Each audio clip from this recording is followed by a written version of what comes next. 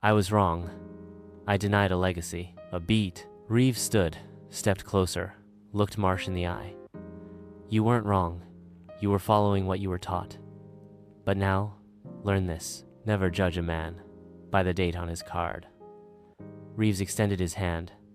Marsh gripped it firmly, sealing a vow. And in that moment, a young soldier didn't just apologize. He began to earn the uniform he wore.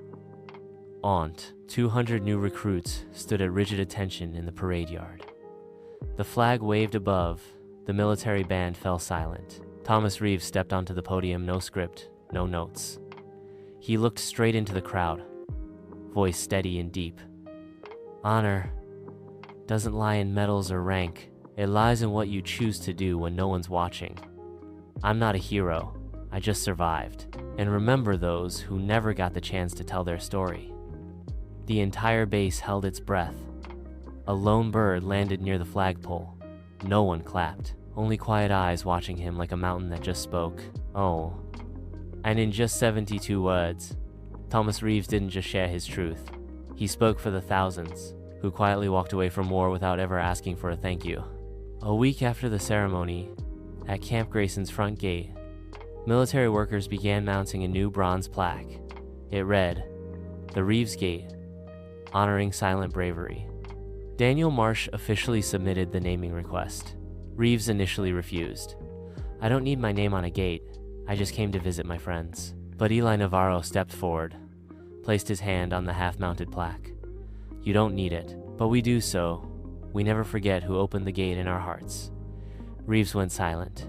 He nodded. For the first time, he allowed his name to be placed on the very place that once turned him away. From that day on, the gate opened not with a card, but with memory, with reverence, and with the reminder that true honor never needs to be announced. That afternoon, Thomas Reeves left Camp Grayson. No escort, no flags, just an old man, placing his cap on, carrying a canvas bag, turning his back to the memorial wall. Before he crossed the gate, a young officer stopped him, curious. Sir, were you here for the ceremony? Reeves paused, smiled, tired, but warm. No, I came to visit the ones I couldn't save. The entire guard post fell silent. Daniel Marsh wrote down every word. Days later, that line was engraved beneath the Reeves Gate plaque. I only came to visit the ones I couldn't save. And in a quiet corner of the base museum, his old, faded, chipped ID card was placed on display. Below it, a bronze inscription. Card expired. Honor did not. And Reeves? He left the same way he arrived, quietly, without demands, without glory. But behind him, a gate that would never be shut again. A year after leaving Camp Grayson, Thomas Reeves passed away at his home in Montana. No official announcement, no press. Yet that day, over 300 people from veterans to young officers came to honor him. At the funeral podium, Maj. Helen Trong opened an old envelope, the handwriting instantly familiar. It was his final letter, written 3 days before he died. If you're reading this, I've already gone. But don't let me be the only one who remembers. Honor doesn't fade. It only needs someone willing to write it down. And justice, even if late, is still justice. Don't forget those I once called brothers. When she finished, the entire hall stood. Over 200 soldiers raised their salutes. There were no tears. Only a silence so deep, it felt like the earth itself paused to listen one last time. Thomas Reeves didn't need to be remembered as a legend. He only wanted to be remembered as someone who had once been here. Thomas Reeves never needed a statue. He never wanted to stand on a podium.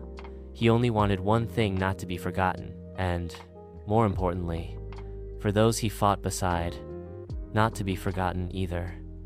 But how many others like him were turned away because of an expired card? Lived in silence, sending letters never answered? Once called hero, then later, outdated? This isn't just Reeves's story. It's a reckoning, because justice for veterans doesn't come from medals, it comes from how we treat them every day. If you believe no one who served this country should ever be forgotten, comment. Justice for Veterans. Share this video so that one day, when a veteran stands at a gate, they won't need to prove their name, because we will have remembered them already. You may forget many things in life, but if you forget those who once protected it for you, you've forgotten yourself. An old man, silver-haired, clutching a crumpled military ID card, stood at the gates of Camp Grayson. The young lieutenant on duty glanced briefly, then shook his head coldly. "Your ID is expired. I can't let you in." The old man said nothing, just nodded and turned away, as if he was used to being treated like a stranger despite being a veteran. But just 10 minutes later, a call from the Pentagon sent the entire base into a panic. Military security systems activated, all triggered by a single name, Thomas Reeves, a living legend whose veteran stories the younger generation never got to hear. And that's why we're here. Because sometimes justice for veterans doesn't come from the government. It comes from our courage to tell their stories. His name is Thomas Reeves, 89 years old. He drove nearly 3 hours by himself just to stand in front of a wall. The memorial wall inside Camp Grayson, where he once commanded Bravo 6, and where 31 of his closest brothers had fallen. He wore an old khaki jacket, dust-covered boots, and in his hand, a faded military ID. Lieutenant Daniel Marsh, only 24, glanced at him and sighed. "You're not authorized. This card expired in 2003. A long silence followed. Thomas didn't argue. He simply smiled as if used to rejection. He turned and slowly walked away, back slightly hunched, eyes still fixed beyond the chain-link fence. But another pair of eyes watched him from afar, the eyes of Private Marcus Hale. And that single gaze would change everything. Private Marcus Hale, fresh from training, couldn't take his eyes off the old man. Something felt off. The way he stood upright, the way he saluted the wall from afar.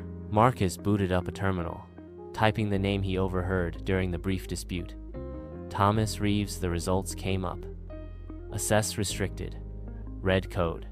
Entry denied. Only one line remained. Former Colonel. Bravo 6 Special Operations. Classified mission record. Marcus furrowed his brow, hesitated, then pulled out his phone and dialed his uncle, a Pentagon officer. "Uncle Sam, I'm at Camp Grayson. There's this man, Thomas Reeves. I think he might have served." Silence on the other end, 1 second, then 3, then 5. Finally, a low, strained voice broke through. "Keep him there. Do not let him leave the base, under any circumstances." And that was the moment. History changed course. Home. Inside Camp Grayson's command room, the emergency alert blared. Colonel Richard DeWitt, base commander, picked up the phone. On the line, a senior brigadier from Washington, voice sharp and urgent. "His name is Thomas Reeves, former Colonel, Bravo 6 Special Forces, commander of Operation Lantern. He saved 217 lives in under 48 hours, without sleep. And now, he's standing outside your gates?"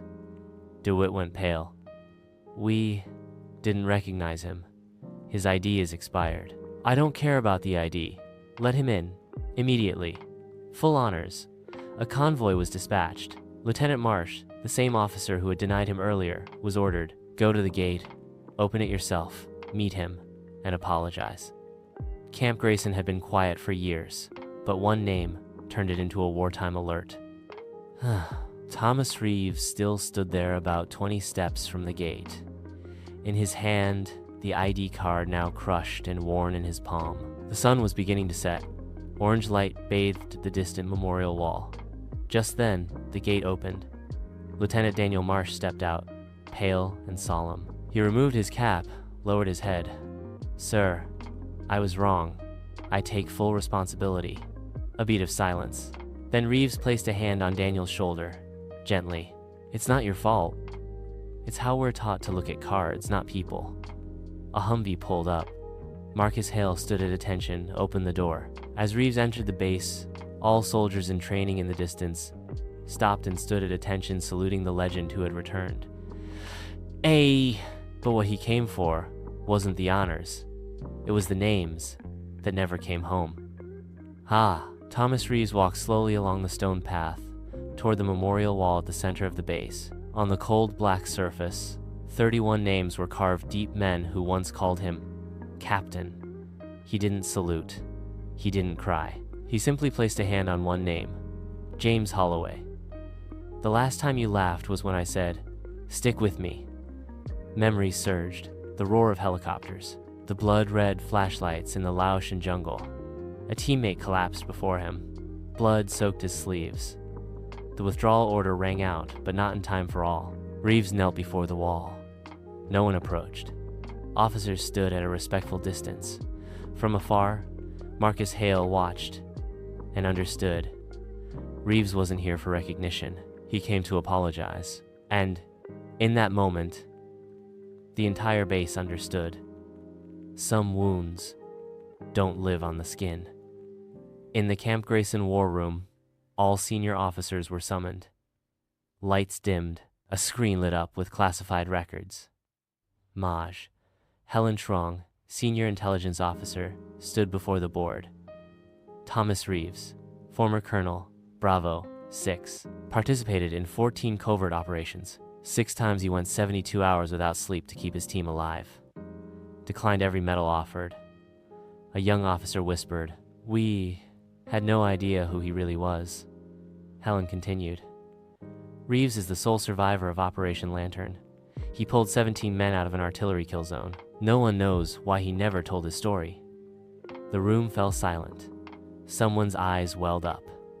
An older officer stood. I'd heard his name, but never thought I'd meet him in person. Paper shuffled. A black and white photo. A younger Reeves, muddy, carrying a wounded soldier. And in that room, Camp Grayson didn't just rediscover a legend. It faced a painful question. Why did it take a rejection to realize who he was?